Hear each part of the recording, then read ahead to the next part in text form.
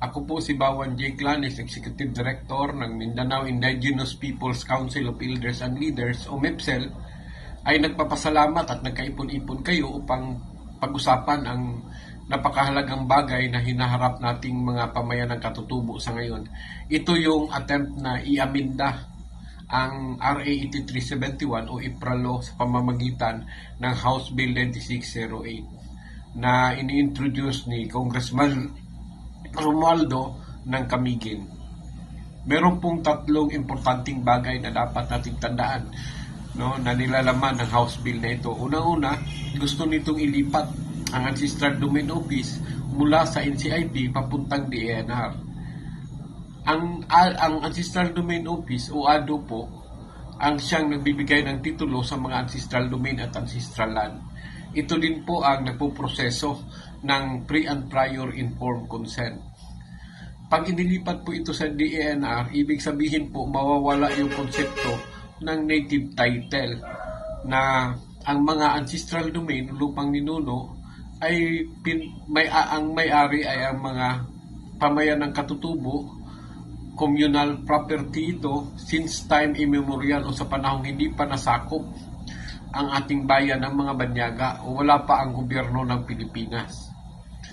Kung ito po ay nasa kagawaran na ng DENR, yung mga karapatan po natin ay tinakda ng batas ng IPRA sa karapatan sa ancestral domain ay maaaring maapektuhan. In fact, pwede din nilang i-review at pwedeng kansilahin yung mga na-release na ng mga titulo pag kanilang nakita na ito ay may mga suliranin o problema sa proseso.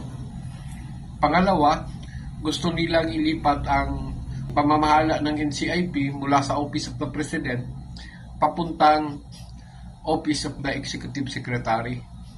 Ang ibig pong sabihin nito, yung independence ng komisyon ng NCIP ay mawawala at tayo po ay magiging sa ilalim ng control at pamamahala ng Office of the Executive Director. Pangatlo po, pag merong mga suliranin na patungkol sa lupang ninuno, hindi na po komisyon ang magdidesisyon nito. Kung hindi, magtatayo sila ng parang multi-agency o multi-sectoral na council. Ang komposisyon nito ay merong representative ang Office of the Executive Secretary, DENR, NCIP at isang representative mula sa pamayanang katutubo. So, ito po yung kinababahala natin dahil tingin natin ay isang attempt upang i-water down o pahinain yung IPRA. Ang gusto naman natin talaga ay full implementation ng IPRA. Ma-implement po ang lahat ng mga itinakda ng batas. Ito yung mga gustong mangyari ng mga pamayanang katutubo. So sa pamamagitan ng House Bill na ito, magiging mahina at pwedeng mapalitan yung mga itinakda na ng IPRA. So, dapat po ang mga leader ng katutubo, representante ng katutubo, ay pag-usapan ng mga bagay na ito. Pagkatapos ng pag-usapan, dapat tayong kumilos. Ano ang pwede natin gawin?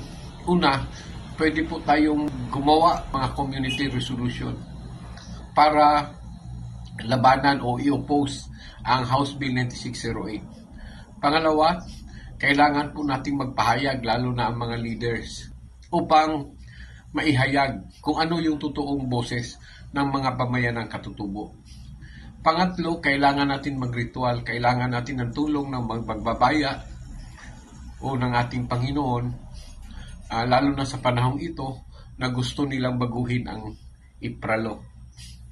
Pang-apat, maganda po tayo, kailangan baka darating ang panahon na kailangan nating magmobilisa o pumunta sa mga opisina, maglabi sa mga congressman at sa mga governors para tulungan tayo sa hinaharap natin na problema na ito. Sana po ay magtulungan tayo at patuloy po tayong mag-ugnayan para magkaroon tayo ng iisang malakas na tinig.